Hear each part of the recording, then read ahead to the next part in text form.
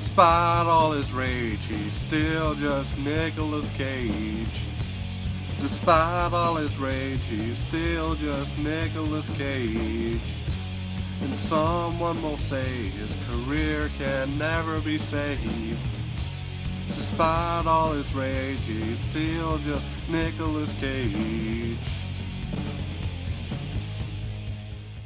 Hey guys, welcome to another installment of Just Nicolas Cage, where I very slowly work my way through Nicolas Cage's filmography. Today I'm talking about the 1989 Italian film Time to Kill. By the way, this is not to be confused with that Matthew McConaughey, Samuel Jackson courtroom movie called Time to Kill. Although, you know, all of my references to Nicolas Cage really should have tipped you off that this is not what that is. So the plot of Time to Kill is that Nick Cage plays an Italian lieutenant in Italian-occupied Ethiopia in 1936. Cage's character has a really bad toothache, so he goes to see the doctor. On the way, he rapes an Ethiopian woman, as you do. And then later in the movie, he gets faced with the possible repercussions of his actions while also trying to get back home to Italy. To be honest, there's not too much plot to this movie. Cage just kind of wanders around and stuff happens.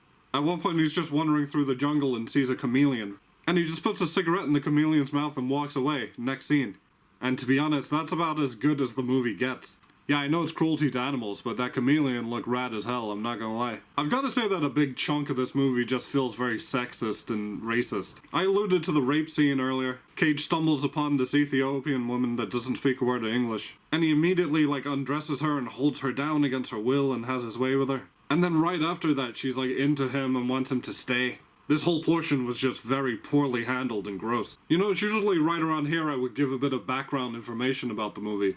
But I really couldn't find any behind-the-scenes stuff about this film. As far as I could tell, it's almost entirely an Italian production. I don't even think it came out in the cinema outside of Italy, but I'm not sure. Ennio Morricone, the guy who did the score to Good, the Bad, and the Ugly, arguably one of the best composers of all time, did the score to this movie too. Although I really can't say it's one of his better soundtracks. In particular, there's a really cheesy musical stinger that plays every time something dramatic happens.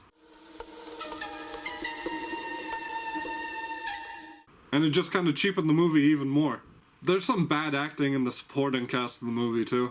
I watched the movie on YouTube and I think I might have watched some sort of English dub. Some actors had out of place, posh English accents, and then some others, had very heavy Italian accents. You could tell they were really Italian and English wasn't their first language. I will say the guy who played the Major was pretty good.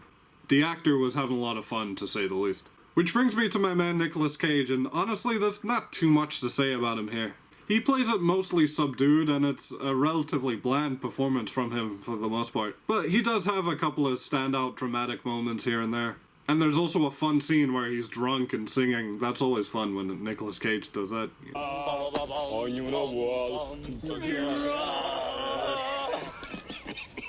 was actually a little disappointed that he didn't even try to attempt an Italian accent, since he's playing an Italian and, he's Nicolas Coppola.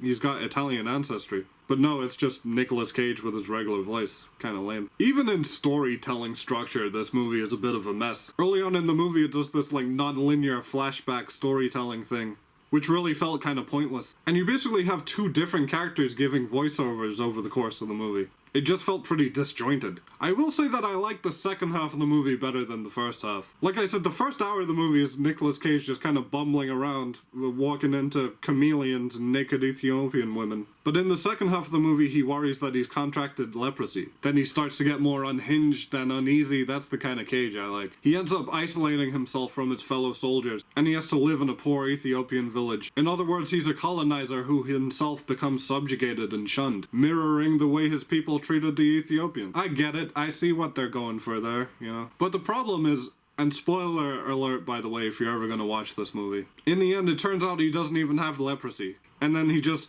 goes back to Italy and goes home to his wife like nothing ever happened. Instead of punishing this guy for his terrible actions, they just give him a happy ending like nothing happened. I think that's a real cop-out. So overall, this movie is just pretty mediocre in most ways. Not terrible, not particularly good either. For most of the runtime, it's just either boring or uncomfortable. There are some kind of interesting ideas in there, I guess. I think they were going for an Apocalypse Now kind of thing with the ugly, messy side of war. But I think in its critique of colonialism, the movie just ended up kind of racist. I can't even say I learned anything about the historical period that this movie is about.